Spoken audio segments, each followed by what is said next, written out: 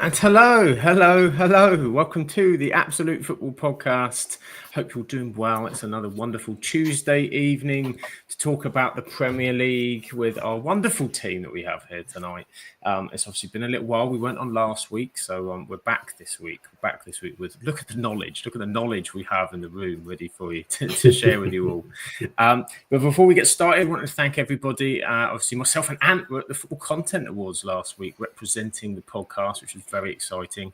Thank you to everybody who nominated us and allowed us to be in that room with those wonderful people. Unfortunately, we didn't pick anything up in terms of awards, or technically we didn't pick anything up in terms of awards, but we did have a lovely time, and congratulations to all the winners, some fantastic people that were there. But we're here today to talk Premier League, talking Premier League, and the man with his Premier League shirt on, Mr. Ant, is with us today. How are you doing, bud? You well? Yeah, all good, mate. Yeah, just to echo what you said, really good evening.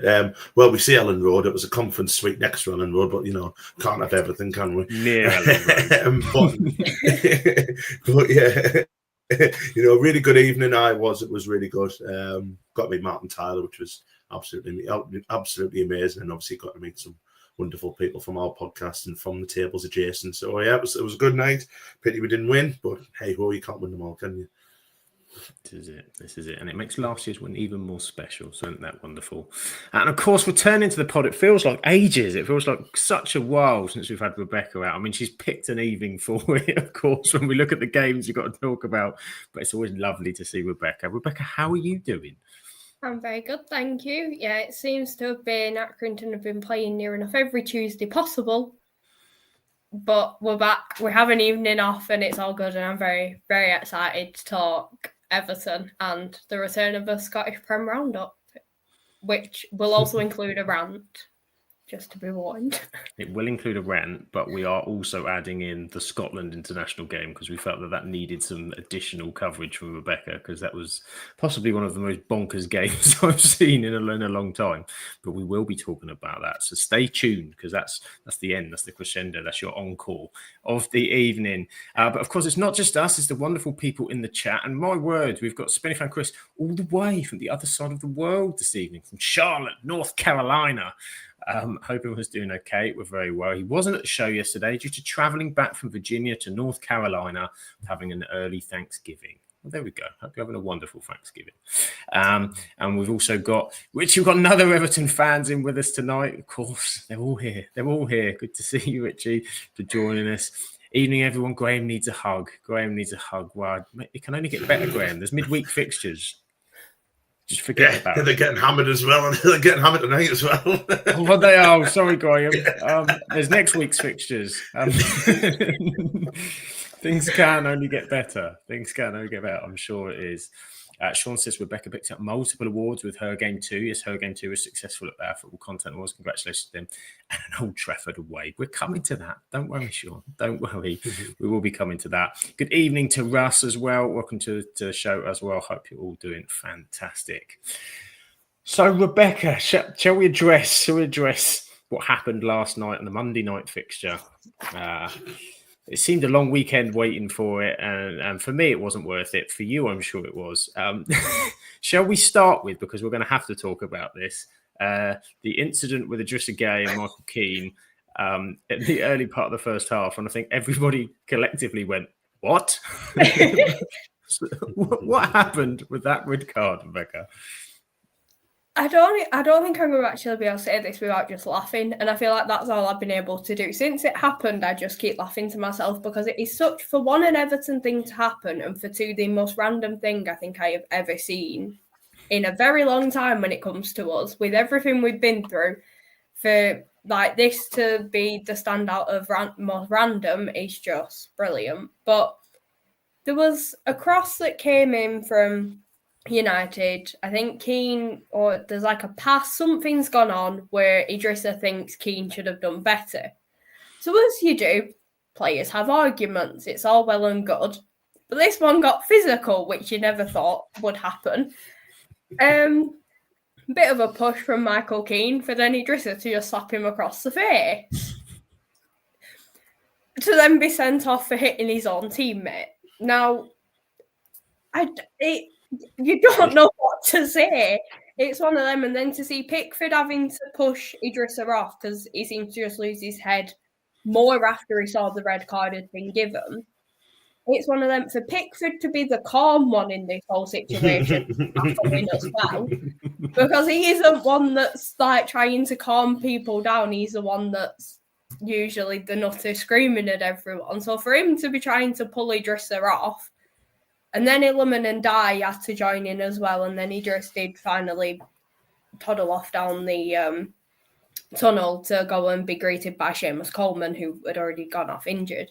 But it's just one of them. It's such an odd one to happen. You don't really expect it, especially when it's two of our more senior players as well. Like, I don't think I've ever seen Michael Keane in an altercation with an opposing fan, never mind, not opposing player, never mind one of our own players. So it's one of them. It's like, for it to be them two, it's just wild.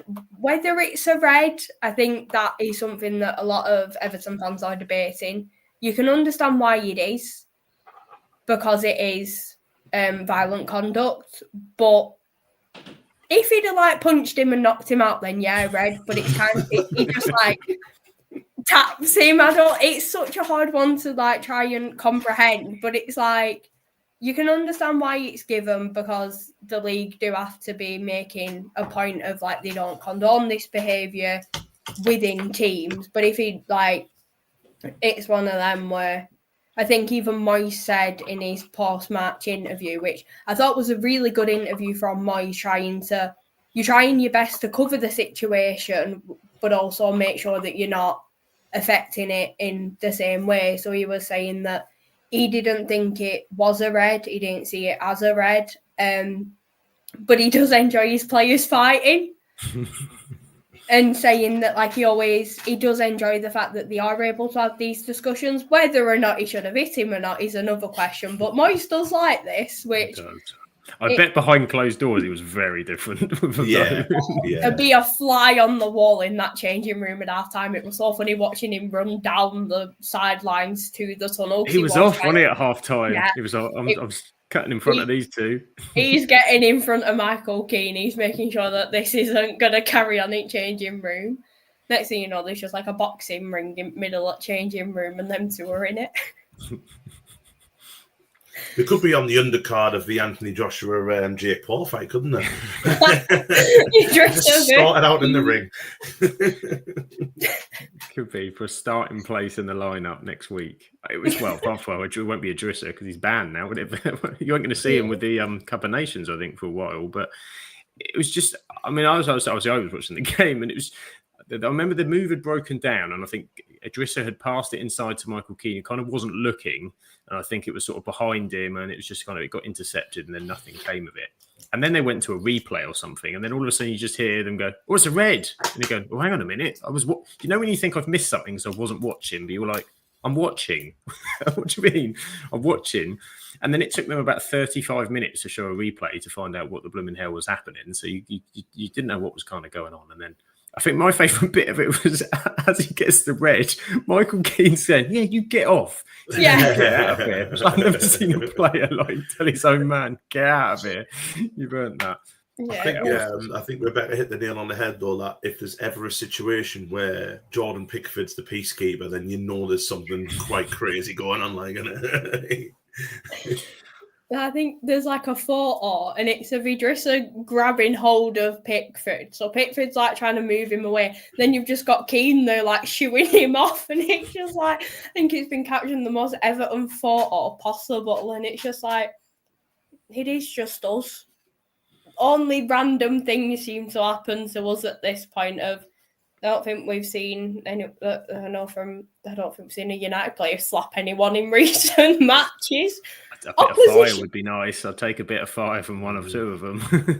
Opposition, because it was one of them where when we heard he'd hit someone, your first thought is what's been said, what's gone on in terms of whether it is an opposition player or it is one of our own. Thinking you think the worst of things, but then it's like, oh, is it Michael Keane? You're like, well, that's even more baffling here. Like, this is it.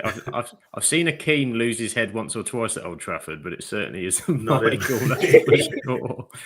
I mean, Graham says the rule, I think they put it up on the screen, and it was so the rule doesn't allow for velocity or strength of hit. I don't believe a strike to the face is violent conduct, just a total head loss. I think they said something about it's something to do with the nature of it, or there was a word that's used. I can't remember what it was that gives them a bit of a get out if it's not too, do you know what I mean? If it's not like a punch to the face, and it's like, but they obviously decided to. I know the referee took no time and was sort of straight off, but I can't remember that happening since the Newcastle boys, since it was Bowie and Dyer, wasn't it? I think that's the last one I can remember, and that was a proper brawl, wasn't it? It wasn't like, slapping someone in the face. I mean, they were proper going for it, weren't they? It was like a hockey match, when the players just all of a sudden just drop everything and start fighting with each other. It was a bit mad. It was absolutely, like I say, absolutely crazy from Gay. I mean, obviously, it's just a hot-blooded moment, isn't it? And I'm sure. I think the Dale head out show behind the scenes, Moisey's secretly furious with it. That could have cost us. Luckily enough, obviously the rest of the game, they got the goal, and then I thought that they did a superb job defensively. But can you just imagine, poor Seamus Coleman, getting treatment or something, and it just a kid comes get barged and say, "Well, what happened? He was sent off." That Michael Keane is a right asshole. Everything blinding. Seamus Coleman's gone, "What the hell? I've only been off the pitch 3 minutes. It's collapsed." God. How much you needed your club captain there, Rebecca, you see, to just grab a hold of them. It was very, very. Coleman though grabbing each shirt saying, "Just give your head a wobble." Just give you. Sean says Xerxes and Bremo were like, "We're not getting involved in the handbag." They didn't get involved in a lot else, to be honest. I was going to say, I don't think Xerxes got involved in anything, did he? The only thing Bremo did was try and call for a penalty when he kicked Michael Keane. He went up in the air, didn't he? Yeah, I remember. Yeah, it was that, and it wasn't even really a call for a penalty. I certainly wasn't calling for it. But yeah, it was a very good day in the end for Everton after that kind of very, very weird. It was a weird start because you started the game much better than Manchester United anyway. You were pressing United high up the pitch. It was United was struggling to get out. You looked more intense and played very well. And then it just didn't turn into an 11 versus 10 game into that you sort of had to sit back and soak up on that, which you would expect. But United just didn't seem to know how to play 10 men. It was really pathetic. I will come on to them in a minute. But for Everton's perspective, Rebecca must be pleased with, say, Keane Dewsbury Hall, fantastic guy. I thought he was excellent. Just his technical ability in tight spaces and keeping the ball for you. Everyone's been talking Jack Grealish, but what a player you've got in your hands there. Mm-hmm. Yeah, he is. He's somewhat special. He's Dewsbury Hall. From when we signed him, I think it was one of them in our house. I was like, "Oh my God, we're getting Dewsbury Hall," and my dad was a bit like, because it's kind of overshadowed by Grealish coming in. But then when you see Grealish, Dewsbury Hall, Illiman, and Dye as our front three, you're thinking, "Am I actually watching Everton?" Because it's just such an exciting front three that we've just not had for a while. But honestly, no, he's somewhat special. But like the match in itself, I think the word to describe it is interesting for the wrong reasons at times. But like we said, you're very happy to see Seamus Coleman back in starting 11. He did well in the international break with Ireland. So you're thinking, right, we've got our captain back. We have an actual right back in the team. Things could be happening here, and I was quite excited heading into it. It is even funnier because my uni, you look out the window, you can see Old Trafford. So I was in uni yesterday, and you could just see Old Trafford and all Everton fans coming into Manchester. So it was quite a good build up to it as well. But well, we're still there trying to score, Rebecca, because I still reckon we wouldn't have got one if they were playing this afternoon the way it was going. Yeah, we did start really well, positive, moving the ball, thinking, right, could go either way here. A few spells from United. It was an interesting 10 minutes, but then we lose Seamus through injury. I think they've said that he felt something in his hamstring, so better to not take the risk with him. 3 minutes later, Idrissa's sent off for slapping Michael Keane, as you do. I think it was one of them for then the team to be able to pick up from that incident of you've just had two of your own players hitting each other. For Michael Keane to then be able to carry on as well with, he must have been feeling every sort of emotion at this point of being annoyed at Idrissa, but then also thinking, right, well, I've got to get my head down and carry on, even though I am going to be the point that everyone's talking about. So it's one of them for him to be able to settle back into it and play as well as he did. I mean, I think he was one at standouts for us as well. And then you're thinking, right, it's going to be a tough one. You always know, going down to 10 men, you need the reshuffle. Idrissa is such an influential player in our midfield. We've already had to make the change with Jake O'Brien coming in, with Coleman going off. So you're thinking, right, this is a massive reshuffle that we're having to do. Are we going to be able to hold on to this?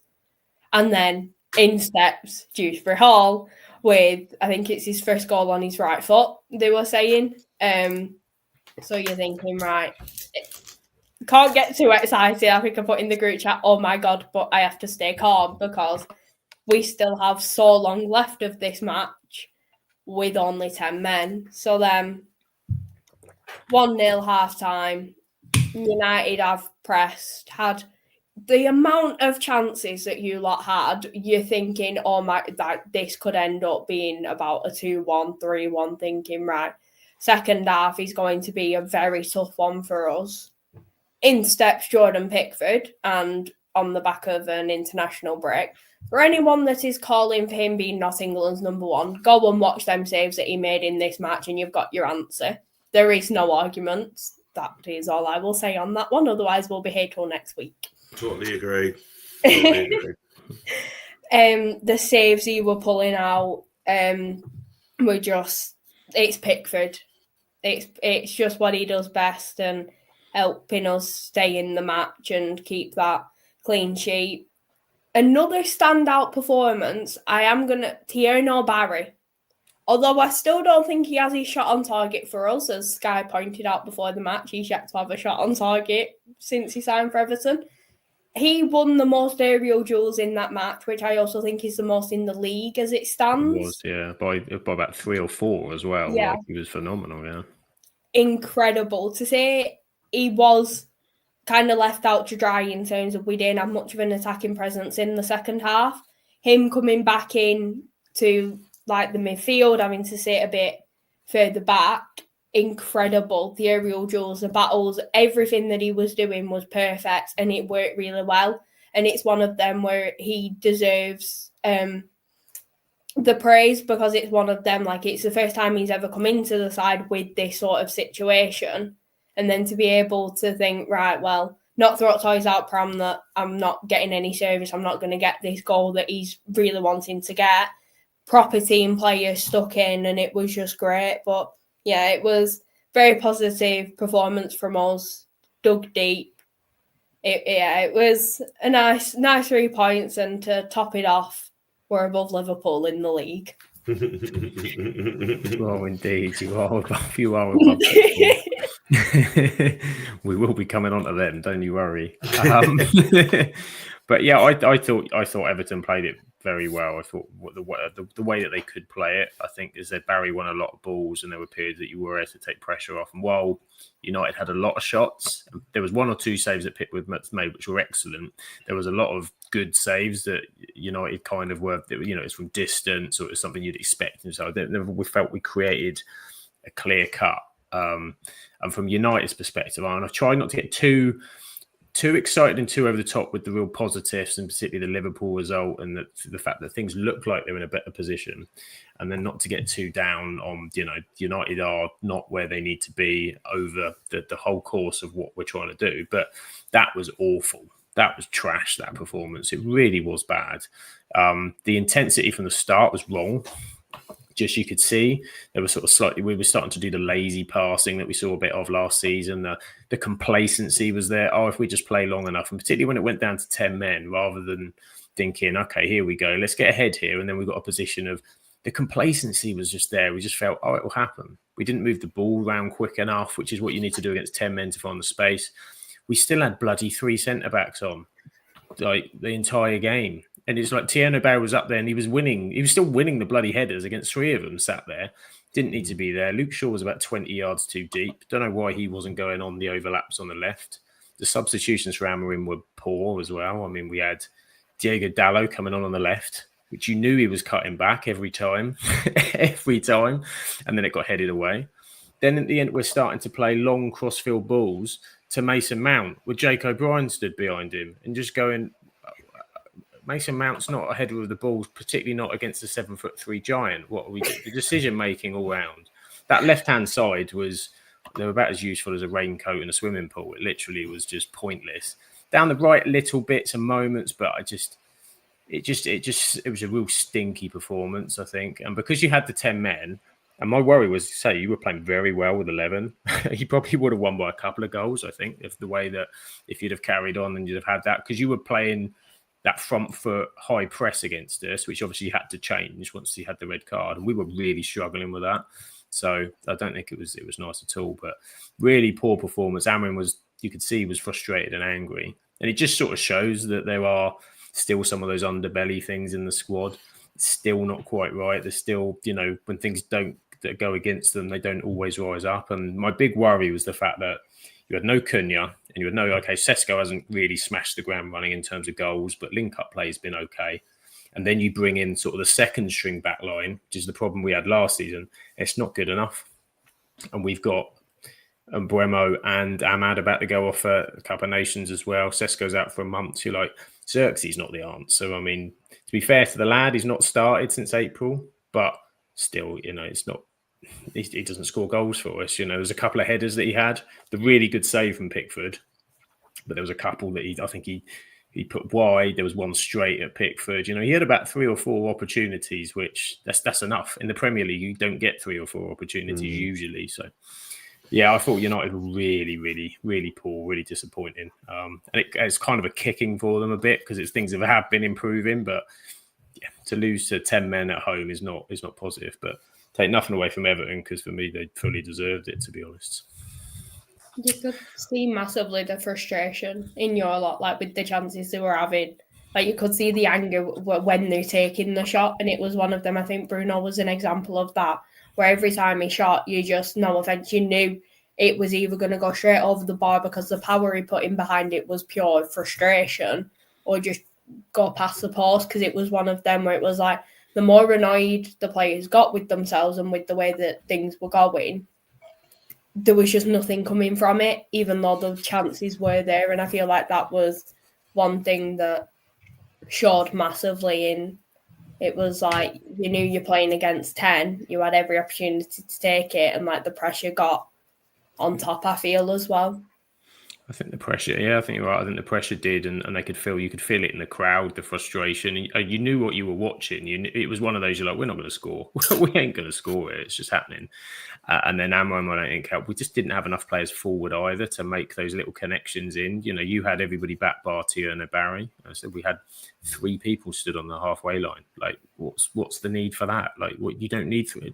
Jonah Barry's not going to run in behind you either. Do you know what I mean? If you had, if you had the right combination, it just seemed insane, and it did my head in, because Amorim switches his centre backs every game. Every game he subs a centre back, and the one game we need him to sub a centre back and do something different, they're all still bloody stood there at the end. So the only hope is if we'd have had a Harry Maguire, maybe he wouldn't have won as many headers. But we did, we didn't. So one of those, you can't win them all, and we certainly didn't win that one. But a good win for Everton, as you said. They're now above Liverpool, which must be lovely. Oh, it's great. I mean, it's only by goal difference, but it's nice. It is. I think if we'd have won 2-0, we'd have gone above you, so we'd have been in top 10. But we'll settle for 11th at minute, with Newcastle coming up on Saturday, so that'll be a big one. But yeah, it is. It's a nice feeling being above Liverpool. It's not happened for a while, so I think every Everton fan has screenshot it, got it saved. Yeah, it's quite nice just being able to have that moment. And I feel like it was like the crowd, especially yesterday, the Everton fans, you could hear them through the TV. It was brilliant. And then at the end, Everton have shared a video of the Never Felt More Like Singing the Blues about fans so screaming it. So yeah, it's nice being an Everton fan at the minute, with the other side of Merseyside not doing too well. But I can't really say too much because knowing me, I'll jinx it and someone will turn around and bite us next week. So yeah, we'll leave it on that one. We'll leave it on there. Speaking of wonderful things, the wonderful Dreety's in the chat as well. I hope everything's well. Great to see three of my favourites. Always wonderful to have you with us, Dreety. And Graham says, highlight of the night for him was Rebecca swearing at him for the joy of the win. So there you go. That's how much it meant. But there we go. It wasn't as bad as the voice note from when Ryan Astley scored, though. That's it. Special Scottish roundups get extra swearing just on top. Extra on top. But where should we go next? Ant, would you like to get yours out the way? Or you can miss us out if you want. We can have a quick. I'll quickly have a. I watched a little bit of action because I was out on Saturday about in Newcastle, ironically, but never mind. But yeah, just a poor performance. Probably our worst performance of the season, to be honest. Probably should have been 2-0 down at half time. Got in half time 0-0. The problem is it's kind of the same as what you've just said.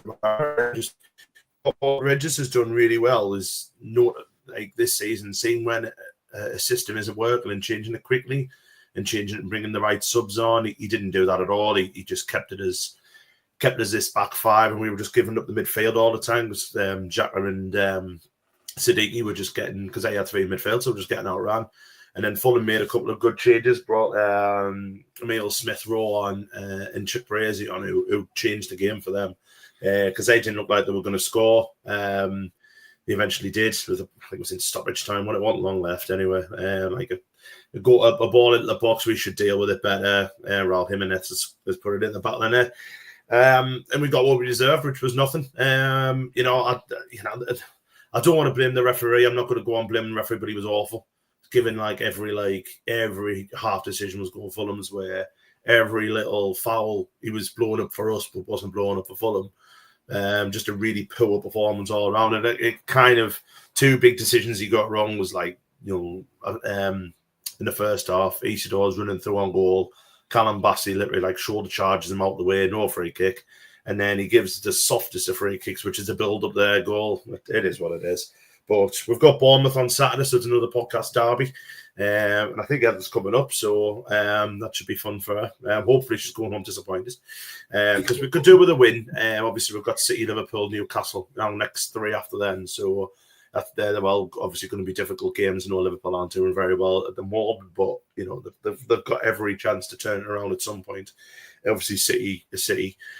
And it's at the Etihad, so and then it's a big one against Newcastle. So hopefully, Rebecca, a couple of your lads get little digs in on the Newcastle players. I'll give them a couple of weeks out injured or something. But it'll be massive for Pickford that game because he loves playing against Newcastle. So, but yeah, I mean we're still 7th, I think, in the league, so not too bad. But obviously, there's a few teams now who are right up our tails now. So, just need to keep doing what we're doing. Still 9 points clear of the bottom three, so that's still good. Just it happens. Yeah, like you said, it happens, and it's football. You lose games, don't you? I think because you've been so good, and I think so much energy, and you can't every week. There's going to be weeks that kind of take you away from home as well. Like Fulham needed that result too, so they were fighting for it. Really did. Yeah, and I think the problem is we've had all three of our defeats we've played in the black strip and we've not scored yet in it. So I think we just need to tear that one out. But 2 of our 3 defeats, obviously against United and against Fulham, was when we had games where managers were under a lot of pressure. There's obviously stuff with Marco Silva who they think he's going to be gone at the end of the season. But obviously, had we beat United, I think that might have been the end of Amorim. You know what I mean? But obviously, that started United's sort of run, and obviously now Fulham needed that win just to give themselves a little bit of breathing space, and we've just given them it. I think it was just a point that they kind of wanted it more on Saturday than us. I don't think the weather's helped, but both teams have to play on it, so it is what it is. I don't know. I can't quite place it. Just get out. I think it's probably just after the international break. We've got there's a lot of players who've got like Africans and the Americans and stuff who've come back. We haven't had much chance to train and this, that, and the other. So I fully expected better performance on Saturday against Bournemouth. I'm quite confident ahead of that one. I think that they're on a little bit of a bad run now, aren't they? So I think that'll be a good game. But I'm quietly confident we'll get the 3. Okay, so new week, new game, and that's it. We sit at home. It's all very different. Yeah, and we're obviously unbeaten at home, aren't we? All season, we got that really good result against Arsenal. So yeah. It does indeed. We've got a wonderful Shah who's in the chat as well. Hello, Shah. Hope you're doing well. Do check out after this as well. If you're a non-league football fan, what a show last night between Shah and Full Time. The guy's doing a fabulous job in non-league football. So do check that out after you've watched us, because there's still so much more. So much more to talk about. And we're going to keep that smile on Rebecca's face going, because we're going to go to Anfield, where it was Forest. The Forest were on fire at Anfield. Liverpool's bad run continues. Another loss. 3 goals for Nottingham Forest. Rebecca, should we look at it from a Liverpool perspective? I mean, it's just gone from bad to worse to terrible. What I saw, they looked okay the first half an hour. They created a few things, but as soon as that first goal went in, it's just slots under pressure. Yeah. Oh, it's bad to say, but I'm enjoying it. It's always been the other way around, where it's been them making fun of us, but for once we're doing all right, so we can sit back, relax, and enjoy it. The fact it's Sean Dyche as well that's gone to Anfield and beat them, like, I feel like that's even better. If he left Everton, maybe not in the best light, but he's gone and beat Liverpool, so all is forgiven. No, I mean, the struggle is there. It's really not a good time for Liverpool, especially in the league.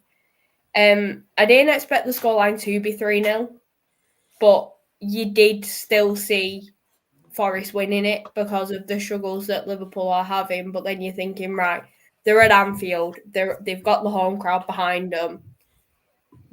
International break, previous few matches, it's kind of like that break is like the reset.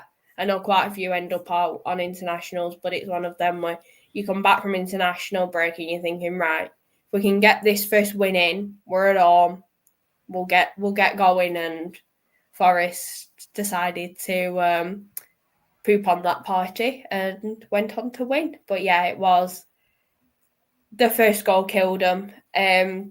You do think it is one of them where 1-0 at half time, you're still looking, this match could go either way. That second goal is the most important one. Of if it goes Liverpool's way, then they're back in it. But I mean, what was it, like 39 seconds into the second half? They're 2-0 up, and it's just one of them where it just added to Liverpool struggles. I mean, wasn't it? Isak started. You wouldn't have even known he was on the pitch for the 60-odd minutes that he were playing, and they're like one of their biggest signings in the summer. It's just not working for them, and there are questions that need to be asked. And then Morgan Gibbs White just adding the third just to rub it in that bit more. It's one of them where, yeah, it is. It's a scary sign for Liverpool, but I think the saying is, "Oh dear, how sad, never mind," from an Everton fan's perspective. It's just so many poor performances within the players. You say it's not just the new players that are coming in. I mean, if I hear one more time Alexander Isak's working his way back to fitness, it's almost bloody Christmas. What point is this bloke going to be fit? Like, yeah. We're almost halfway through now. I know he had a later pre-season, but it's bloody the end of November. But I thought the week, I thought Alexis McAllister looked way off it compared to what he's been. Maybe stuff say catching up with him. That midfield unit's not working the same. I think Szoboszlai has been one of their best players. He's playing at bloody right back at the minute. I think they need him back in the middle as well. He's out of the way. It's mad, isn't it? I mean, Ant, what are you putting it down to, and what's going wrong? Well, I will say, just to caveat the Isak stuff, I cannot believe he started. Like, he's already just come back from, like, I think he had a groin injury, didn't he? Played 28 minutes of international football, but they've deemed him to start over Ekitike, who scored his first goal for France in the international week. Like, it's just mad. Like, it's absolutely mad. How we thought, like, you know, he's going to give us more. And I don't know what's wrong with this. It'll come good. I hope it comes good anyway, because it's an hell of an expensive flop if not. But I think it's what we've kind of covered it when they got beat off Brentford, don't we? Where they've got a lot of very, very good players, but they've got a system to play these players. You know, and assign Wirtz, and they're playing Wirtz out on the left now, and that's just desperation. He's a 10. Get in Marseille, by the way. You're up there. They're playing Newcastle. Marseille have levelled against Newcastle. Get in, Aubameyang, lad. But like I say, I don't know. Like, what they've done was sign a good quality right back, because Frimpong's not got it. Conor Bradley's always injured. They're having to play Szoboszlai there, and Szoboszlai's probably their best midfielder at the minute, apart from Gravenberch.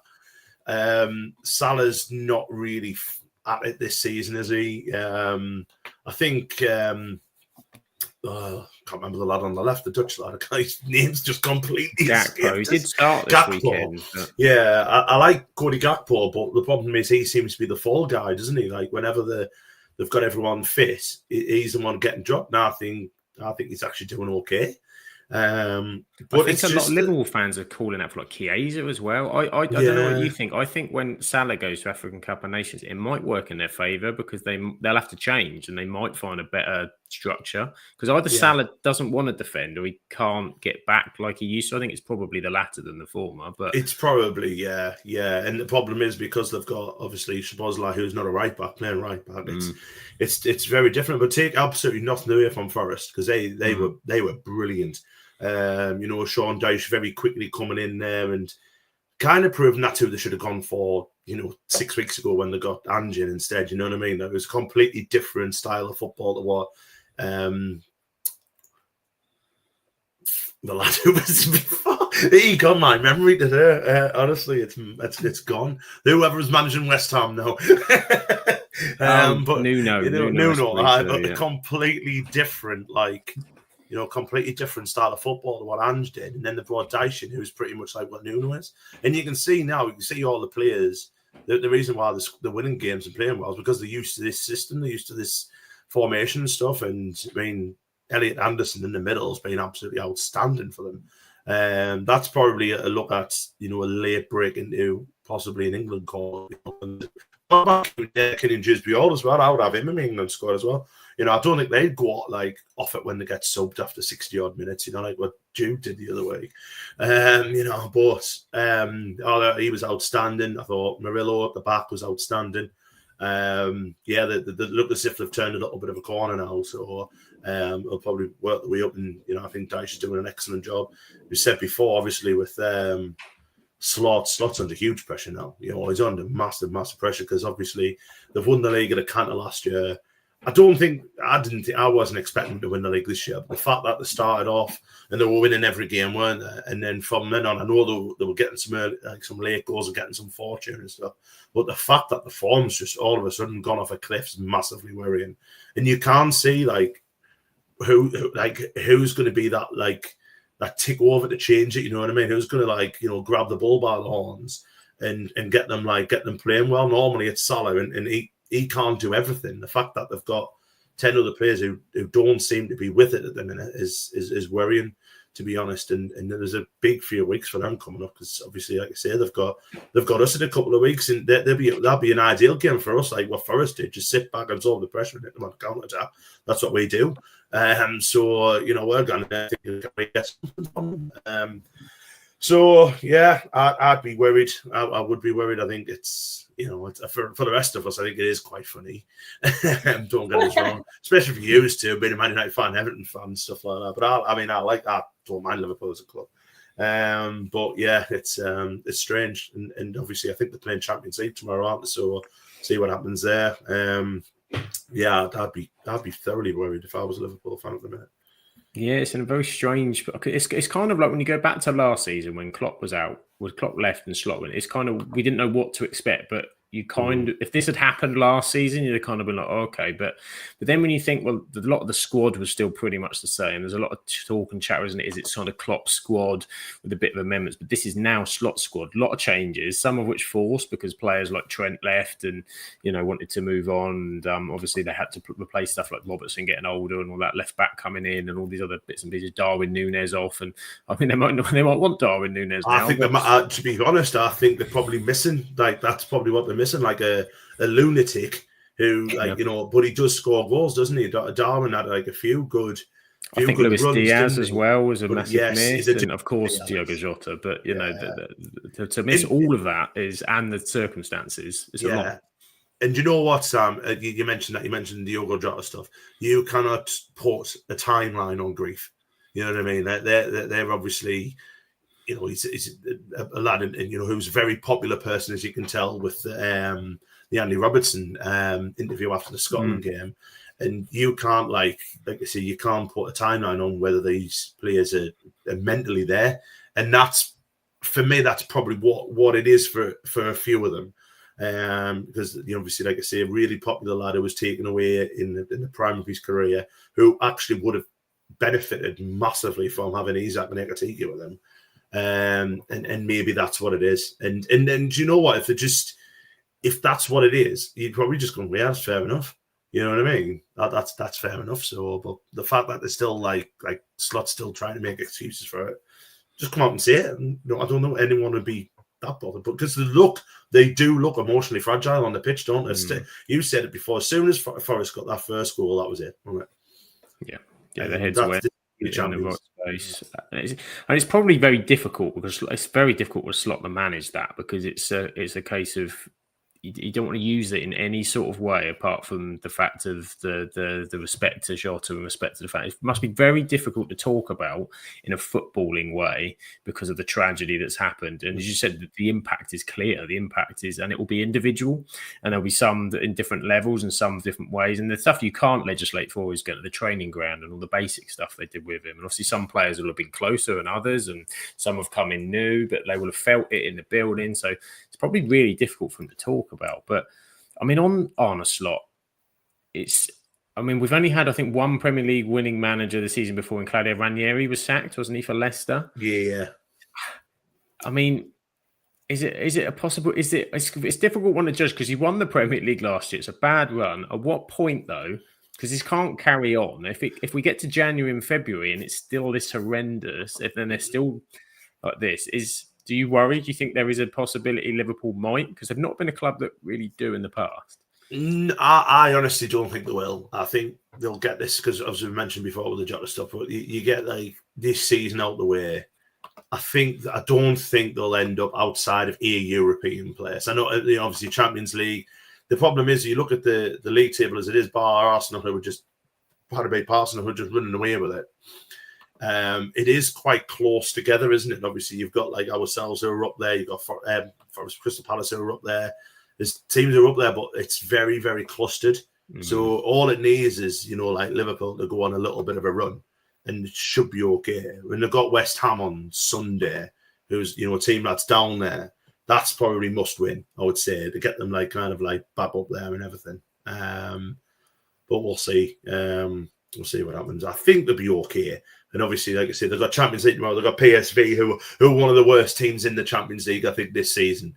So it's an ideal opportunity, I think, tomorrow just to get it out the system a little bit, get a few goals. And that's all it might need. But we thought that when they beat Real Madrid, and that would have been an ideal thing for them, you know what I mean? And then they went and won the league game and then lost just afterwards, didn't they? And then they've lost again. And not just got beat, they got destroyed on Saturday. Forest did a fantastic job. Yeah, and after they got dismantled by Man City before the international break, so they've got a lot to sort out. Some goals coming in from the Champions League. More joy for Ant as Aubameyang scored again for Marseille. 2-1 they lead. How old's he now, Pierre Aubameyang? He must be a good age. He's probably mid 30s, I would think. So he's a young man in his mid 30s, I would say. Definitely. I'm nearly 40, so I'm saying he is. Yeah. Chelsea are 2-0 up. This can't be right. Is it Willian? Willian's not scored Chelsea's second goal. Surely, I don't recall him signing back, but he probably has without us knowing. Maybe sneaky signature. I think they've left after the people that currently 36.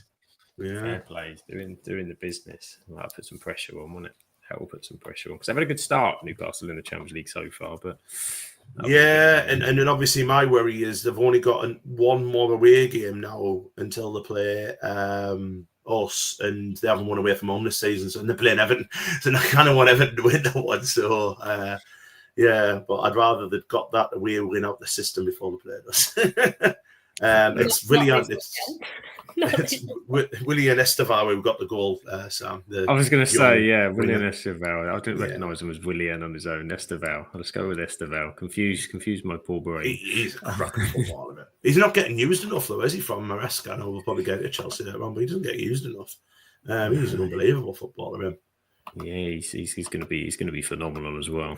Graham says he's having a bad enough night. Can we not mention ages too, please? Young man, Graham. Young man. You're young at heart. Young at heart. That's what matters the most. So we've done what we've done with Liverpool. Tell you what, Graham, though, just to go back on it, like I was the oldest out of us at the FCs, and I was the one who didn't want to go back to the hotel on Thursday. These two, Ben and Sam. Sam was done, and Ben was like, "Oh no, I've had enough. I want to stop out till 4 a.m." Ant was on a full one, but yeah, we dragged him. We dragged him to Mackey's. Dragged him to Mackey's after the convenience store. Ant took a stop to the convenience store and conveniently refreshed himself. We did indeed. What else haven't we covered? One big game we haven't covered yet. The North London derby, of course. And oh my word, what a player Eberechi Eze is. What a player that young man is. And a hat-trick for his boy club against Tottenham. We'll come on to Tottenham and what we thought about their performance in a bit. But Rebecca, do you want to start with Arsenal and Eberechi Eze? I mean, how that's going to mean for a player. It's his first hat-trick for the club against Spurs, North London. That's the sort of thing that writes you in the history books, isn't it? Yeah, especially when Tottenham was a team that he also nearly signed for in summer. So it's one of them. It was even just better. To rub it in as well. Yeah. Yeah, just get that extra little dig in to make sure that, I'm at Arsenal. This is where I'm meant to be. But no, it was a good match. It was an entertaining one to watch. I mean, your derbies are always one of them. They're either really exciting or you can end up having a nap throughout them. And thankfully, this one took the first route rather than the snooze fest that some can be, because it's always like they big them up to the point where it's like, right, we all know it's got 0-0 written all over it, but thankfully this one didn't. I know we will get on to Tottenham later, but can we just say what a goal from Richarlison? Oh. In any other game, literally, he must be thinking, for God's sake, of all the times to score that, what a finish. Yeah. No, I mean, it was a very dominant performance from Arsenal. From getting the first goal in the first half from Trossard, you just knew it was Arsenal's for the taking. It's again 35 seconds into the second half. People like scoring quite early into the second half this weekend. I noticed when I was doing my research before. It's one of them, is he getting his first, and you're thinking, right, here we go. It was the same kind of thing of the Liverpool and Forest one, where whoever gets the second goal of the match, you can see it going that way, because it's harder to come back from being 2-0 down unless you're against Aki. But that's a different story. No, it's one of them where he's a talented player and a special one, he's Eze, and it is good to see him getting the hat-trick for Arsenal with 3 well-worked goals. And yeah, it was a well-deserved win, going 6 points clear at the top now. And I think I read before, not to jinx Arsenal, but no team has not won the league from being 6 points clear, but anything can happen with this league, and with Arsenal, we've seen it before. But no, it is. It's good to see Eze getting his hat-trick, and what a moment to get it. They just look a lot more assured, this Arsenal team as well now. And that squad that they've got, when you think they didn't have, Gabriel was out and everyone's going, oh, is that going to be, bigger test for them, I think, defensively against Bayern Munich tomorrow night. It'd be interesting how they get on without him. But they had no Gabriel, there's no Odegaard. Gyökeres was out as well. And Hazard.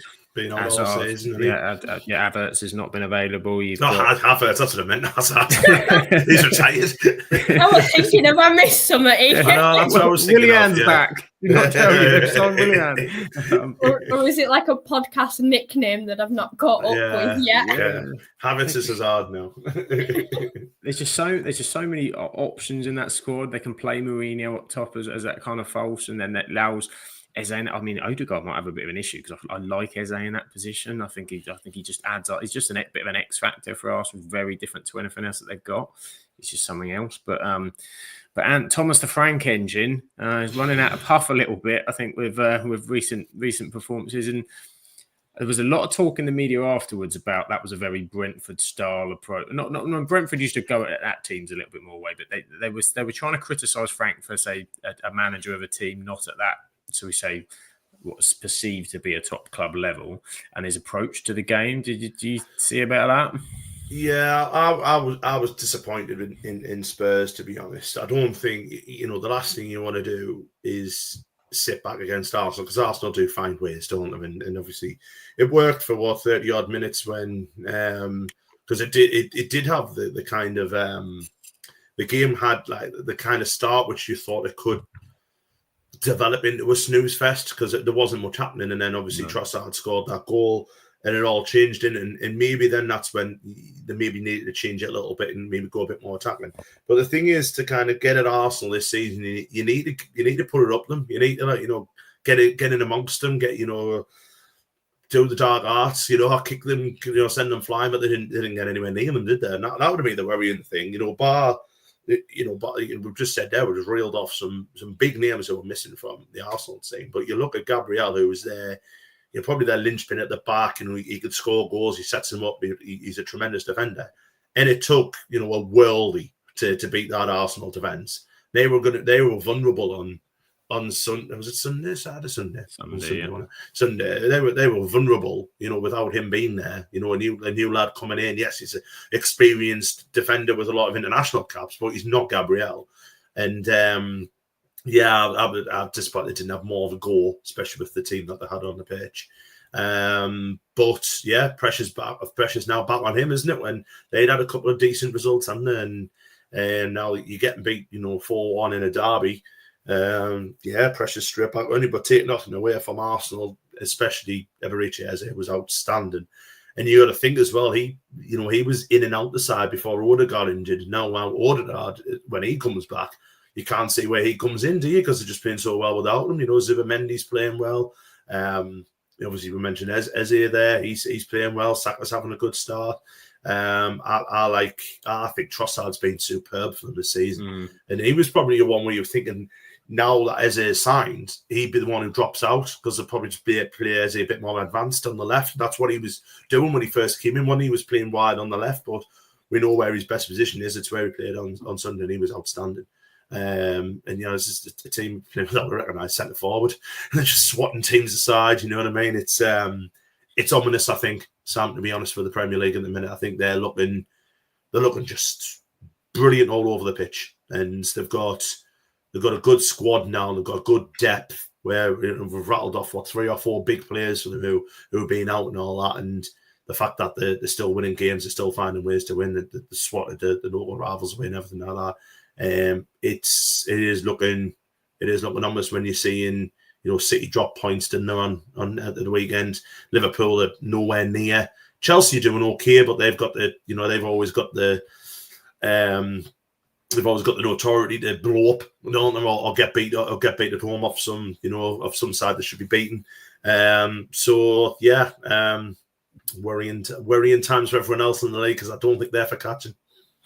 No, they're most consistent by far, aren't they? As you say, you can just say every other team you think of that could maybe you can see them going through patches and difficulties. And as you said, that squad with Arsenal just don't they'll have a game. Everybody does, but you just can't see that there's going to be enough of a run to sort of put it. And every time you think there's someone that might get close, like a City or City lost this weekend, or lost to Chelsea.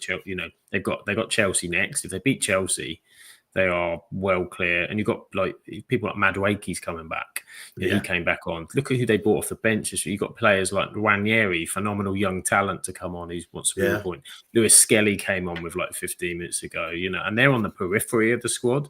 It really is a tremendous team. But you just got to look like from the back. This is where you change your good teams to great teams. That the fact that they don't concede many at all, and it takes good strikes to beat them. You know what I mean? There's only been one team who scored twice against them in the Premier League this season. That was us, and that was due to Dan Ballard scoring a lovely goal and getting a nice finish at the end. But you're looking at they build well from the back. They've got a I don't particularly think Ria's top quality, but like, see, you put Pickford in that side, and that I think that makes them a world class team. I don't want Pickford to go to Arsenal better before you start. But I'm saying if you put a goalkeeper like Pickford in there, it would make them world class. But you look at the back with Gabriel Saliba, Timber, who I think's been outstanding for them, Calafiori as well. He's keeping out. We're seeing probably the best English left back for a little while in Lewis Skelly, and he can't get in. Then the midfield, just magnificent. Declan Rice having an absolute storming season, as we said before. And then the goals come from everywhere, and that everyone's going on about Gyökeres not getting that many goals, but you look at how many he lays on and how he brings these players into the attack and everything like that. And you're looking at Trossard's getting goals, Saka's getting goals, Moreno's getting goals, Eze, as we said before, getting a hat-trick and stuff. And they're going to be hard to beat. They're going to be hard to catch. And we mentioned before regarding Liverpool, who we don't think have signed well. You look at Arsenal have bought in this year and have signed players who have immediately made them better. And that's why they're top of the league. And for me, not for catching. Which will be boring by the end of the season, but never mind. It's starting to look that way, isn't it? It's starting to look that way. But Rebecca, I'll let you have your say on Spurs as well. And what did you make of their performance? Because it's never nice to get done in a derby, but to get well done, very, very well done. They were burnt barbecue this Sunday. What did you make of Spurs? It was. It's an odd one to be able to say with Spurs because they are so up and down at the minute in form, and it's one of them you think like you'll be seeing. You don't know which Spurs is going to turn up, and it was the Spurs that no one wanted to turn up that did, and it was just one of them. It's one of them. If you're to lose any match, your derby is never the one you want to lose, like you said, especially the way that they did. But I feel like you can't take away from how well Arsenal did play. And it did. As soon as the first goal's going in, you just know. But it's one of them where there was quite a bit lacking for me with Tottenham in trying to come back from being 1-0 down. And it's just one of them where I think a lot of fans are already asking questions, but it's one of them where it's like you can't expect a change to happen as quick as some do. And I feel as though it's going to take time to be able to rebuild this Tottenham side and try and get them playing how they need to. But it's just one of them. It's such an odd thing. And no offence to Tottenham, they are quite a peculiar side when you look at them. They are strange. The way that they sort of played was. It was just. I mean, look at the spaces they had in the sort of middle. They kind of they weren't, as Ant said. I think that they needed to be, and I think Graham suggested it needed to be more northern football was his suggestion. I think of what Ant was saying in terms of getting in the faces, but that's kind of what you would expect from a derby. But Arsenal have that technical quality to get round to get you out, and then all of a sudden, I think they showed several clips where Eze was just constantly in space on the edge of the box, and they can recycle stuff around. There's threats coming from a number of areas, but I think Tottenham fans are getting it. It's a bit. I think the initial phase, the new phase, you said new relationship phase, all of the excitement's over now, and it's kind of like, right, what have we got? Is this going to be enough to get us to where we get to? And they'll look at it and go, we didn't go at Arsenal at all. We sat off. They played let's be honest, probably for a draw at best, and it really came across that way. And once they went down 1-0, you were like, well, this is kind of done, unless they'd switch things up. And as you said, that quick goal after half time again, game over, wasn't it? Yeah. So and it's not the first time it's happened, has it, this season? I think when they played at home to Chelsea, wasn't it? And they just didn't get close to them. And this is like, a side who you expect to be Champions League, I would say, this season with who they've brought in and everything like that. Obviously bringing Thomas Frank in and everything like that, but they've made some big signings as well. So, yeah, it's slightly worrying. And the problem is the home form's awful. So now that the away form's kind of hit the bricks, where's the next bit of good form's going to come from? Yeah, it's going to be pressure, and so you've got a couple more Europe games, but that's all going to come to a head soon, isn't it? Straight after New Year, they're all fighting to get in those sort of key positions. So they've got a lot on their plate to manage, and they have got some injuries as well, as Tottenham always seem to have lots of injuries. But starting to murmurs are starting to grow at Tottenham, and that won't help at all. So shall we move on to another England super player this weekend? As we mentioned about Jude Bellingham and the magic of number 10s that we have and all the rest of it. Morgan Rogers, who has become Tommy Tuchel's man of recent times. Maybe not the greatest of starts for Aston Villa, but he did this weekend because Leeds did what Leeds kind of do. They scored first, looked okay, and then completely ran apart, and Villa turned back. But Ant, you're a big fan of Morgan Rogers, another exciting young player to watch. Yeah, I like Morgan Rogers. Obviously, when we were down in the Championship, when he was at Borough, he was phenomenal. And we obviously spent a lot of money on him, but I think he's repaid that and then some. And as you said, he seems to be Tommy Tuchel's main man in that role, keeping out Phil Foden and Jude Bellingham and everything like that, keeping him out the side. And fair play to Tuchel for doing that. To be fair, fair play to him for not just going for egos or going for where they're the best players in the world and all that. If they don't fit your style, then you're not going to play them. And Morgan Rogers just took his chance brilliantly. And two good goals on Sunday. I will say I think Leeds' goalkeeper's horrendous for the free kick. I know it's a nicely taken free kick, but he doesn't even move. He doesn't even make a move towards it. And I think but he's on fire. And again, just to. We mentioned before we've mentioned pressure quite a lot this week. I think Unai Emery must have been under a fair bit of pressure because they couldn't win, they couldn't score. All of a sudden they got a goal, goal against us, and then they drew. But then they went out and beat someone in Europe, didn't they? And that's kind of kicked them on this season. And now that they're up there, they're flying. They're probably where they think they should be now. And they're doing all this without a fit Ollie Watkins, obviously without John Giroud, who they sold as well in January. But they look good now. They're looking as good as what they were, last season when they brought in Rashford and Asensio and stuff like that. But John McGinn's ticking them over as well, isn't he? So it's good to see. Like I say, I'm glad. It's good to see. We've mentioned Eze before as well. Good young English players in a World Cup year playing well. That's all you want. And the kind of counteract towards Leeds, worrying times for Leeds, worrying times. And I think Daniel Farke is another one of these managers we've got to see is under pressure now.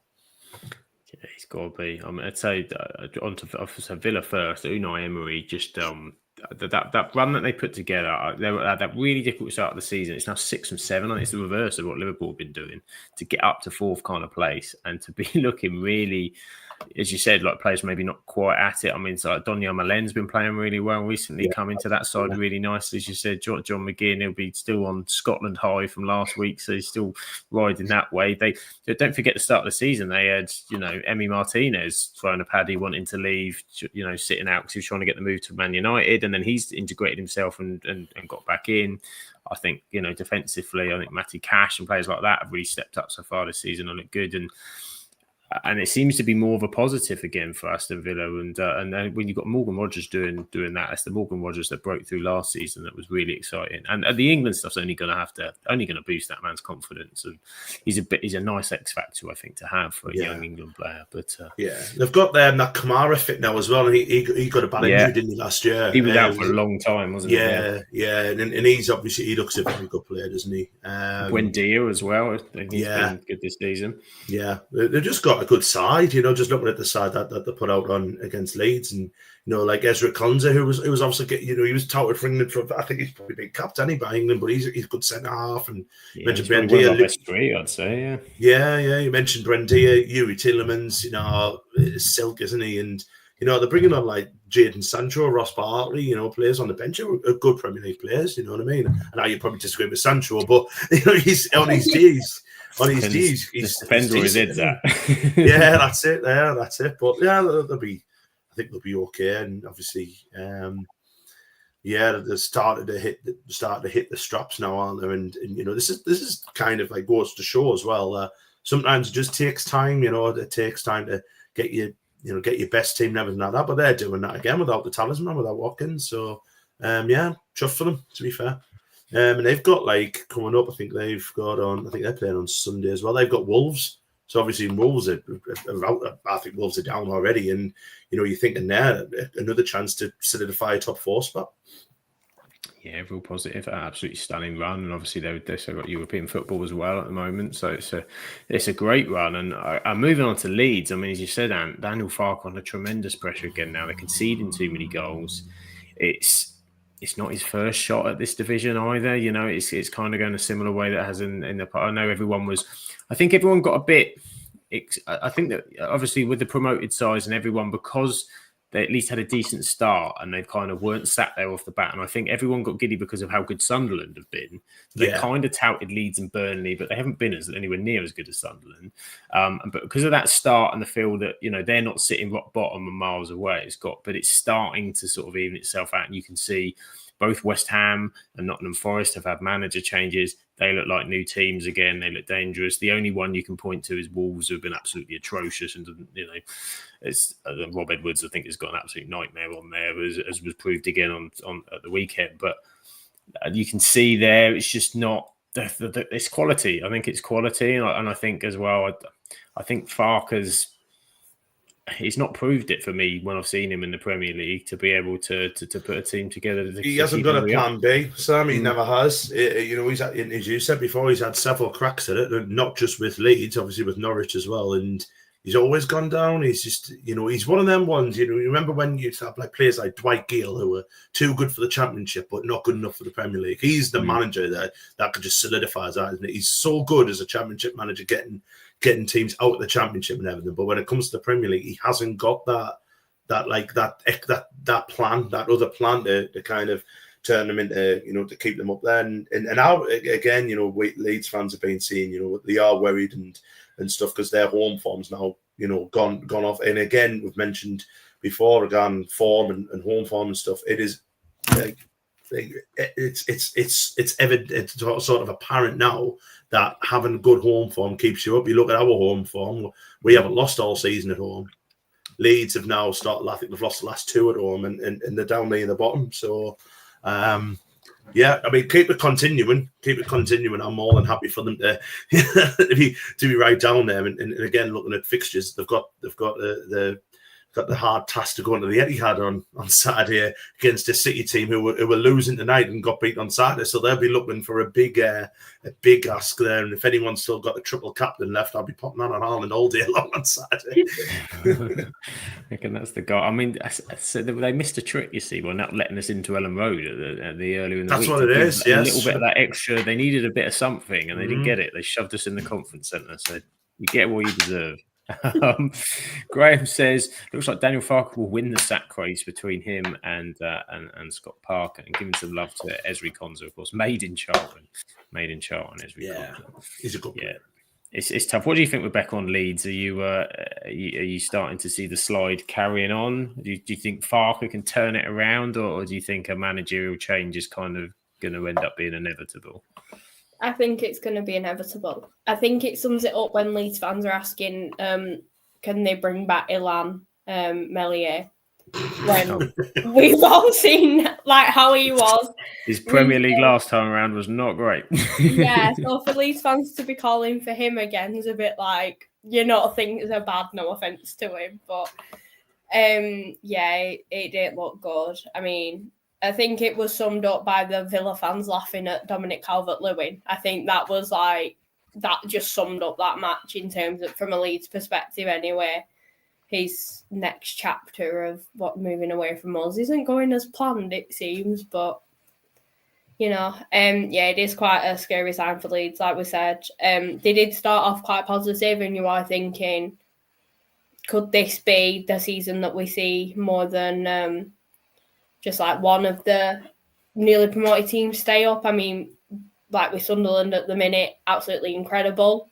And it's one of them where it was looking quite good of Leeds could be within that, Burnley maybe even, but it's one of them, it's like the new promotion bounce has worn off.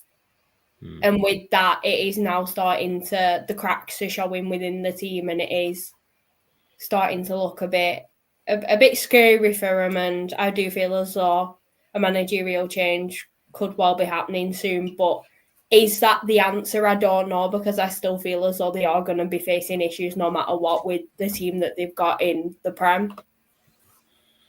I just feel at this point that you've got, we're at 12 games. It's a significant period to kind of review where everybody's at. And because of the upturn in West Ham and Nottingham Forest, we were right to say West Ham, weeks ago were terrible and deserved to be where they're at. But you can't say that now. The performances they put in, the 2-2 at Bournemouth was, they were 2-0 up, should have probably held on, to be honest. But, they fell apart in the second half.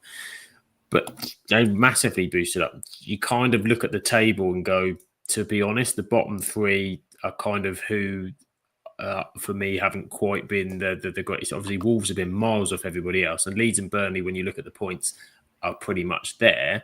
But I can't see Forest. The performance they play against Liverpool, they're shooting straight up the table. There's West Ham. Okay, maybe they'll possibly be ones that might be a bit closer. But Nuno's starting to get things working there. You always look at who's the ones that they're picking off, and I can't see it unless someone has a massive downturn. Even teams like Brentford at home have been excellent this season. Yeah. It's going to keep them well away from it. The problem they've both got is they haven't got a striker who's going to get them 10, 15 goals. And to be honest, neither of Sunderland really. But we've kind of built up with having a very good defensive record this season. That's what's getting us all point. But you look at like teams who are down there, obviously Forest, who I think will end up getting out there quite comfortably. But West Ham have got like Jared Bowen, like a player who can get the ball by the horns, as I mentioned before, who can get teams out of trouble when they're not playing well. He's got that X factor, hasn't he? You look at Leeds, you look at Burnley, and thinking it's kind of not there. And maybe they're going to have to, buy or get a new manager in. I don't know what the answer is for them both down there. Listen, I'm all for it. As long as there's three worse teams than us this season, I'm all for it. You know what I mean? But it's looking, because I can't see a team who's going to drop this time. There's always a team, isn't there? Like after Christmas, to go on a really bad run. I don't know if that could be this year. I really don't. I'm looking at if West Ham can get out of it, they've got 7 points out of 9 the last, and so Forest. So they're kind of building that away now. Fulham have seemed to have turned it around a little bit. Newcastle beat City, and Newcastle won't be down there, I don't think, once they sort the away form out. So there's only really Brentford, really, and Brentford are doing all right. And then the rest, obviously, I'd say not safe yet. But, your Tottenham's, your United's, your Everton's who are fine. I think Bournemouth are okay. We'll end up going on a bad run, don't get us wrong, but I don't think now 8 points clear of Leeds and 9 points clear of Burnley. I don't think they'll catch us. So it's worrying. It's worrying for them both, I think. Yeah, certainly is. I don't know what they do either. I think it's a really difficult one. They should be happy that Wolves are below them at the minute and not showing any signs of life whatsoever. Well, I think we could cobble 11 on our podcast team. I think we could beat Wolves at the minute, to be honest. They are just it's just all over the shop, isn't it? I mean, they lost again, so we're not going to cover this game. But Crystal Palace were 2-0. But I mean, it could have again. Palace it was a matter of time when you sort of watching them, and they could have scored about 6 as it was. I mean, and Wolves have some chance. They again they've got no one who can score. There's just no one who can score in that Wolves. Well, Wolves are down, aren't they? You know, they've got 2 points in November the 25th, and they've got difficult games to come. They're down, isn't it? I mean, you're probably looking at Wolves and putting down to how many points can they get? They're going to be one of the worst teams ever, aren't they? You know what I mean? They're in Derby form at the minute, and Derby only picked up 10 points. You know, they're on that trajectory, aren't they? You know, because they're only on like 2 after 12. So if you add that trajectory on, 38 games are going to be on 78. So I mean, you can imagine them picking some wins up, but it's not enough. And I think as well, looking at it, you know, you're starting to see a pattern now where with Burnley and Leeds where they're just not good enough at the moment, and it might very, very easily be cut adrift by Christmas, and it's hard to get that back after Christmas. You know, especially with the league is as good as it is. It is difficult. It's difficult, and so they're competing in a lot of games, but it's ultimately not enough points on the board is going to be what's going to drag you out of it. So they need a lot more. Well, we'll have a quick look at one more game, and I'll let Rebecca speak on this one because it's Newcastle beating Manchester City with a double from Harvey Barnes. A really important win for Newcastle, who've been struggling a bit more away from home, but they needed a victory. And Manchester City, everyone, because they smashed Liverpool, City are back. They're going to be challenging Arsenal, and then week after the national break, they've gone and dropped one. What did you make there? Harvey Barnes double for Newcastle. I was just glad it wasn't Anthony Gordon scoring. That's my. He doesn't score for Newcastle, though, does he? He'll be fine. It's all Saturday. When I was saying before about if we could take out a few of Newcastle's players ahead of their match against. He'd be top of my list, to be honest. I feel like he's just going to get everything from fans and from players. But no. Just a Gale just run out of the tunnel and. He just, I'm back. He's not meant to be, but yeah. No, it's one of them where I think everyone thought the same with City of they could be back. What City are we going to be seeing turning up? I mean, like Newcastle is quite a hard place to go to anyway. But I didn't really expect City to lose that one, and I think, like we mentioned before we started, Haaland didn't score, which doesn't usually happen. So that's a bit of a shock to the system, especially for City fans. It's one of them where if he's not scoring, that seems to be the issue at the minute of no Haaland goal, then they do struggle a bit. I mean, Harvey Barnes, he's a very talented player, and it's good to see him on the score sheet for Newcastle. It is one of them where it was. I can't say too much because I'm making myself scared for Saturday now. Bigging them up too much. Yeah. But no, I feel like there is quite a few answers that need to be given from City. I mean, like I said, the Liverpool win, get on the bounce, and then for this, it's an interesting one. I mean, they have been very up and down, City, but it's just. I think for me, this one is a bit of a shock to the system. I mean, Newcastle are a decent team, but I did expect City to take this one. But yeah, like we said, no Haaland scoring. That's where the issue seems to be. And then they're not really getting the goals from the other attacking players. I mean, Ruben Diaz getting the goal is one of the centre-backs. So it is an interesting one to look into, but yeah, deserved win for Newcastle, but let's hope that this doesn't help them on Saturday. But then, have I dreamt this, or is this an actual thing? I've read that there was a bit of VAR controversy. Oh, yeah. Yeah, there was 2 bits, wasn't there? The automated offside light didn't work or something properly. Yeah, the automated offside didn't work, and then there's is it Foden for me a clear penalty. That I think that's a clear penalty. If that's anywhere else on the pitch, it's a free kick. Because he has the shot. Yes, it doesn't go in, but he gets wiped out afterwards. So the foul is committed after the event, isn't it?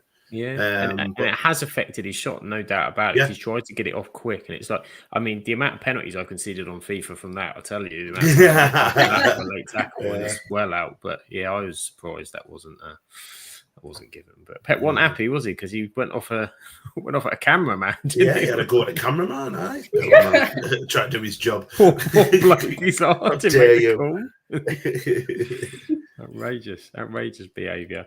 But yeah, as I said, Haaland didn't score, and he had that 1-on-1, didn't he? And he made a right hash of it. I think he got surprised with Pope out so quickly, and usually with Haaland, just thinking he'll pop it around. But yeah, the City title charge, as we said, like with Arsenal, their consistency is just going to be the problem, I think, because the threat's still there, and City will blitz a lot of teams in this league, and they'll win a lot more. They'll win a lot of games, and we'll give them plenty of plaudits, I'm sure, when that does happen. But that's a difficult one. And Newcastle have messed those up in the past, haven't they? When previous games where they went 1-0 up, and then because City scored so quickly, I thought, oh, this is what happened against Liverpool. This is what happened. I think it was at Arsenal as well. Turned it round, and I thought maybe they'll do the same, but they needed that. That's probably the benchmark where you look at how Arsenal have run away with it a little bit. Arsenal went to Newcastle and beat Newcastle, which is a hard thing to do. Because Newcastle, for all the down near the bottom of the league and stuff like that, very, very good at home. So that's the away form that's struggling. Very, very good at home. And the fact that, Arsenal went there and did it, and City haven't, I think speaks a lot. It's a very, very, very, very good result. Some good results coming from the Championship. Coventry beating Middlesbrough 4-2. Well, not really, because I'm not a huge fan of Coventry. I'm not bothered. I mean, fair play to them, fair play. And they're getting promoted. Yeah, they're absolutely storming through again at the minute, aren't they? You've got 10 points clear now. Yeah, it's an amazing, and they're just extending the lead every week, aren't they? Unless you do a Walsall. Well, that's one hell of a drop off, isn't it? That was the fact that we're calling it doing a Walsall shows how bad in this book that's going to go down as.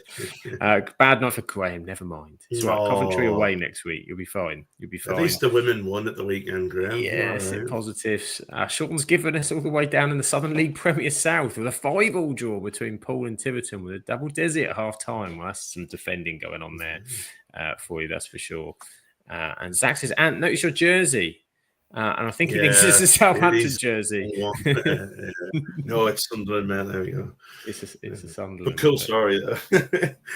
Yeah, that's cool that Zach worked with the Southampton Academy staff. So other games that we had, Chelsea beat Burnley 2-0. That was a fairly straightforward one in the end for Chelsea on the Saturday lunchtime. Pedro Neto and Enzo Fernandez scoring there.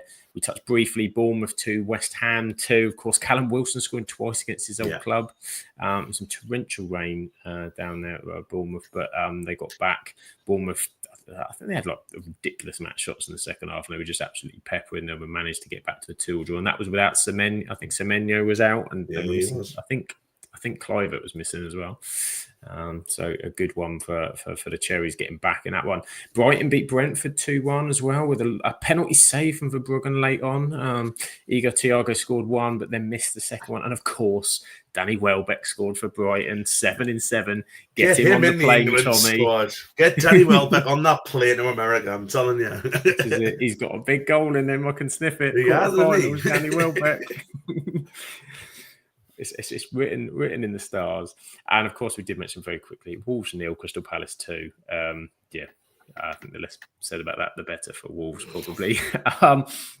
So that basically gives us a table, which I haven't got a graphic for today, but we've got Arsenal are top by 6 points, and then we've got Chelsea in second with 23.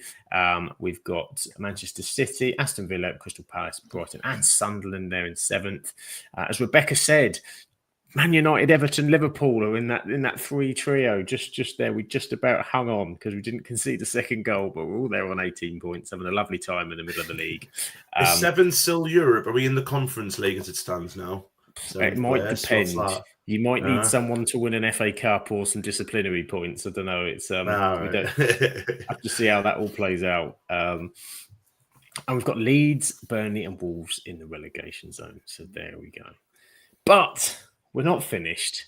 we're not finished because, back by popular demand and and Rebecca's insistence, it is time for everyone's favourite. It is, of course, Rebecca's Scottish Premier League roundup, where she gives us the update of what's going on in Scottish Premier League, and of course that massive international result, which we didn't get the chance to talk about, which had some of the greatest goals, including Ballon d'Or Scotty with a bicycle kick, as well as halfway line strikes. But Ballon d'Or Scotty with a bicycle kick. Rebecca, take it away. Tell us all about what's going on in Scotland. I will start with the international break and then we'll get into the weekend's results. But yeah, I think everyone, if they haven't, I recommend going to watch the highlights of it, because what an amazing match that was, and huge congratulations to Scotland for making the World Cup. It is so very well deserved. The fight and the comeback, it was a special match to watch. And saying I'm like not even Scottish, and even like you get emotional just listening to the national anthem and like the togetherness of that team and the fans. It's amazing. But yeah, Scott McTominay opened the scoring. Overhead bicycle kick, which is one of them. I think everyone was saying if that's the goal that sees him in the World Cup, fair play, because that goal will forever be written in history. 3 minutes. Hang time. How high did he hit it when he was in? It was above the crossbar when he hit that. It was insane. Yeah. 3 minutes in, you're thinking, right, brilliant, absolutely brilliant start. But a penalty was given in the second half. It was one of them where it was such a hectic match that so much happened in the first half, but you only saw one goal, and then second half came, Hoyland with the penalty. Great. But then, who has been deemed the podcast favourite? Big Shanks came on man. As a sub, restoring the lead for Scotland. So it's 2-1. You're thinking, how much more can this have in it? 78 minutes in, you're thinking, all right, be settling down now, last like 12 minutes or so. No, because Dorgu then equalises in the 82nd minute. Yeah, didn't bloody do it last night, did he, when he shanked it over the bar? Come on. So at this point, you're thinking Denmark are the ones that are going through, with it being a draw at the time. Scotland would have been in the draw, in which the draw that has been done is horrendous for Wales, Northern Ireland and Ireland, in which we could be seeing if Northern Ireland beat Italy and Wales beat Bosnia. Wolves ain't going. Even if they were there's no way Wolves are qualifying. And if Wales beat Bosnia, I think it is, we will have Wales against Northern Ireland in one of the finals, which will be gutting because we are saying goodbye to one of them nations. But back to Scotland. 93rd minute. Kieran Tierney found his way out of Cam Congre's back pocket, as all of Dundee fans have said, to make his return to Scotland, and added a 93rd minute strike to the list of many things that happened in that match to then see it be 3-2. Thinking, right, surely nothing else can happen here. And then Kenny McLean, who I think, for some reason, I know this fact, is like the honorary mayor of Norwich, or was like given the keys to. It's somewhat really stupid of when they got like promoted and stuff. That's your random fun fact of the day. Added a halfway line goal to secure Scotland, making it to the World Cup with a 4-2 win against Denmark. So that was very hectic, but an absolutely amazing match. And then we were back in the Scottish Premier weekend. So Motherwell secured a 3-1 win away to a struggling Kilmarnock side. It was Kilmarnock's 6th consecutive loss of the season so far. It is a very, very tough time for them.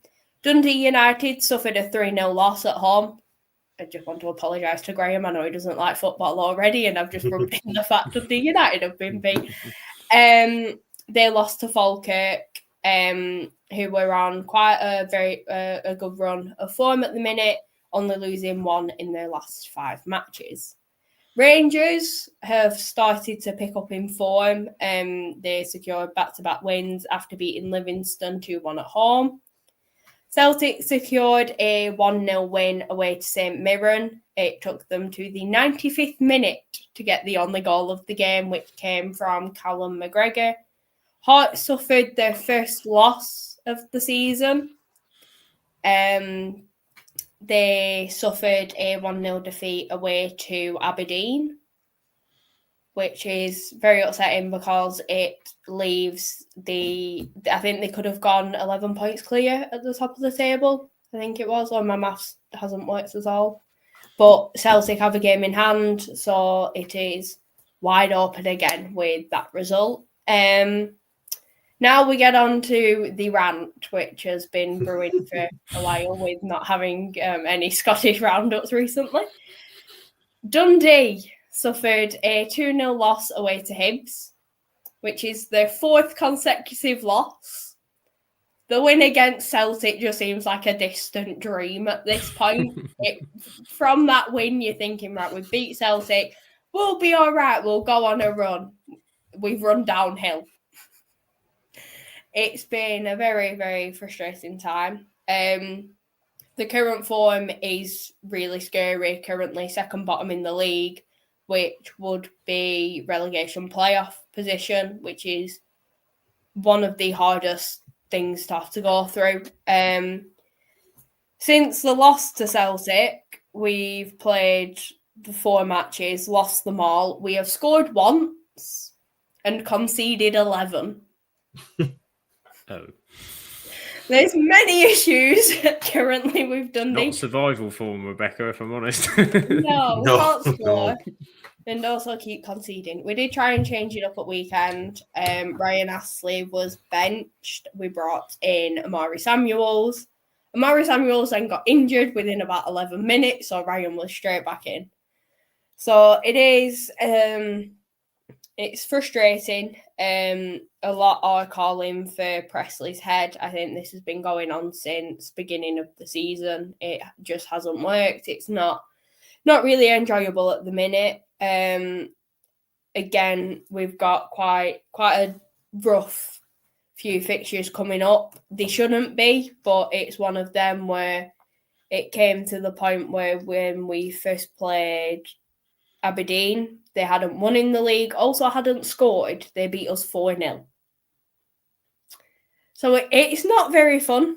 I'll be honest, being a Dundee fan at the minute, but at this point, we'll be changing the lower league show to include the Scottish Championship if it's continued the way it is.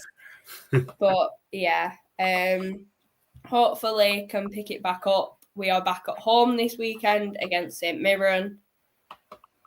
It's going to be a very interesting one, but it doesn't look good.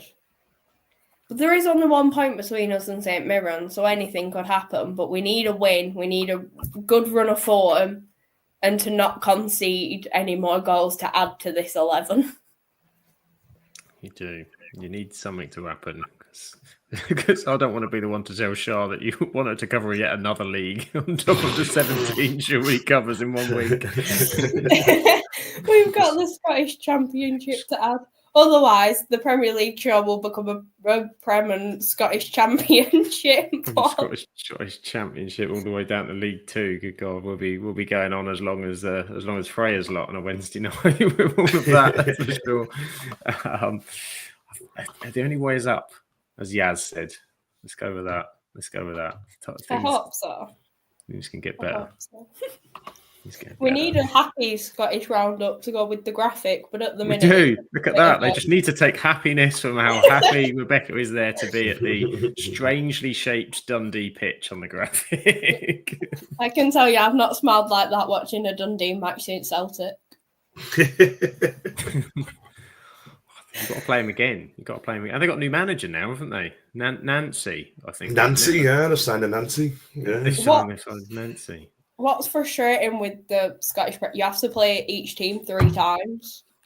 So we've already played Hibs twice. We've lost both matches, and we've still got to play him again in second half. February, because that's the match I'm going to see. So, all fun and games. And then you might have to play them in the split, mightn't you, as well? Yeah. Split happens. End up playing teams. I don't even want to think about how many times we could be playing them. All fun and games in Scotland. All fun and games. But there we are. Rebecca's roundup was back. The Scottish Premier League, and that's it. We've reached the end of our wonderful show tonight. Thank you everybody for joining us and chatting Premier League with us. And thanks to our wonderful panel tonight. The wonderful Ant was with us again. And where can everybody find you for some more Ant-based stuff in their life? At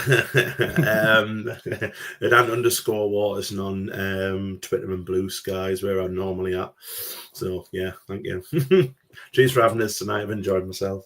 Cheers, Bolly. Thanks for coming on. And of course, the wonderful Rebecca was back. Where can everybody find Rebecca and the many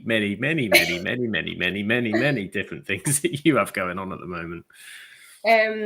Yeah, you can find my Twitter and TikTok, which is _Rebecca_shot_. You can find my Her Game 2 content at ASFC Her Game 2.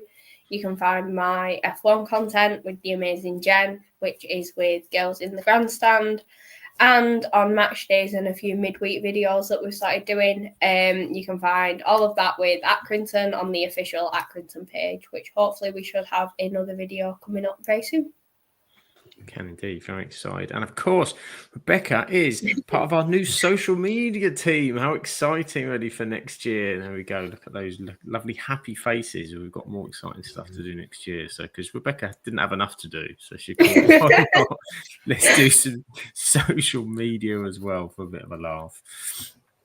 And you can find me. I'm at Sam Absolute FBL on Twitter, on TikTok. I've got a new YouTube video. I did it last night on the Premier League. I did a review of the Premier League yesterday, which sounded good in my head until I realised I had to finish it after the Man United Everton game, where I didn't really want to be doing anything with football, and that was the game I had to review last. So never mind. But that's on my channel. That's at Sam Absolute FBL. But most importantly indeed, here we are. It's where can you find all the podcast stuff? It's there. Is that the old one or the new one? I can't remember. No, it is the new one. We are still the 2024 football content best new content creator. We're still claiming it because that was a thing. We were dethroned by the United Strand with his wonderful hair. So there you go. Yeah. If you're to lose to anyone, lose to him. And to be fair, he can't get the crown on his head because it's too big. Because of his hair, not because he's big-headed, because he's lovely bloke. That's true. We're keeping it. We're keeping the crown. Best new content creator. But no, you can find us. Look at this. With 4 shows a week, you can find the Absolutely Non-League show with Shah in partnership with NL Full Time on a Monday. Fantastic show that they did last night, talking everything from the weekend as the mighty Rochdale charge continues. You can check them out on a Monday at 8:30. Of course, the Premier League show on a Tuesday. We may not be back next week because I'm not here, so unless somebody else does it, we might be a week off on the Premier League, but we will let you know, so check the socials on that one. That's usually a Tuesday at 8:30.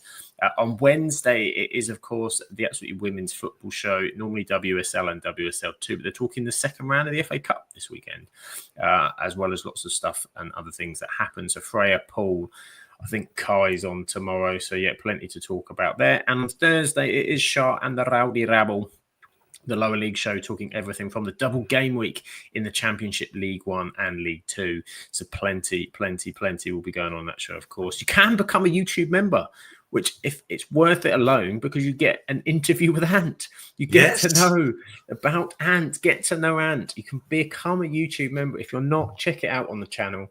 You can do it. It's a very small fee to just check in. You get some benefits like some emojis, some wonderful stuff in the chat, and you get some extra episodes. So you get that behind the scenes with Ant. Rebecca will do one at some point, I'm sure, as will the rest of the team. There's more coming with that, so check those out. It just depends on which football team you want Rebecca to do one about. Rebecca's will be 3 hours because we'll have to do an Accrington hour, an Everton hour, a Dundee hour. We could be going on forever. And we do have interviews. New Women in Football series is up there. The season 1 has concluded. Check those out. But you can see us on all of the socials. Absolute Ball Pod on Twitter, Absolute Football Podcast on YouTube and Twitch, TikTok, Absolute Football Pod, Instagram, Absolute Football Podcast _ Blue Sky, Absolute Football, and Facebook, The Absolute Football Podcast. We are literally everywhere, so do check us out. And Sean says, do we have to talk about football Thursday? It might be difficult to do the show without it, so I'm going to say we probably will. To be fair, on a Thursday we talk about whatever the bar football that we don't know.